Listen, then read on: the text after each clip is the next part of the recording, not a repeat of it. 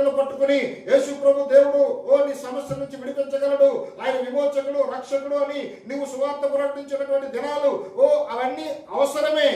అయితే ఇప్పుడు అవి కాదు, ఆ కాలాన్ని మనం దాటిపోయాం. అయితే మరి ఇప్పుడు సువార్త ఎలా ప్రకటించాలి?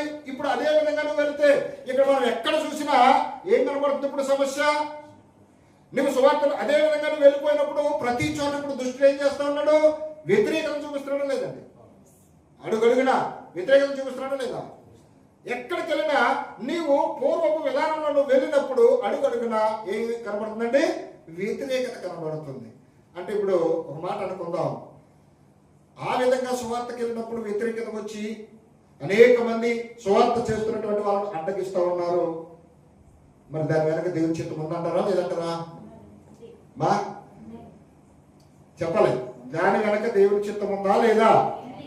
ఏంటి దేవుని చిత్తాన్ని, దేవుని సువార్తను ప్రకటిస్తూ ఉంటే ఇతరులు వచ్చి అడ్డగిస్తూ ఉంటే అది దేవునికి ఇష్టమా? అది దేవుని చిత్తమా?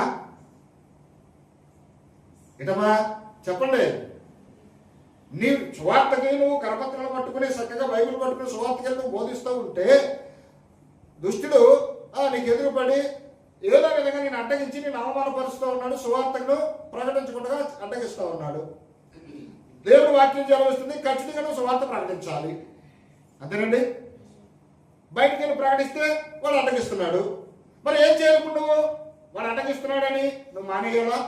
నువ్వు అవమానం పొందటం, అడ్డగించబడటం దేవునికి తెలియదా? ఒకవేళ దేవుని చిత్తమా? అది దేవుని చిత్తమా?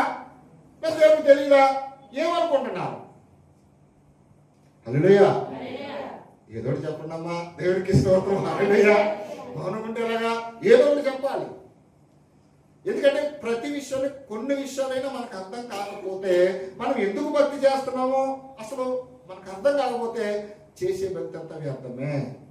ఇప్పుడు కాలానికి అనుగుణంగా మనం మారినట్లయితే నేనైతే నమ్ముతున్నాను, సువార్తకు ఆటంకం ఏర్పడుతుంది అంటే దాని వెనక సంపూర్ణంగా దేవుని చిత్తము ఉంది.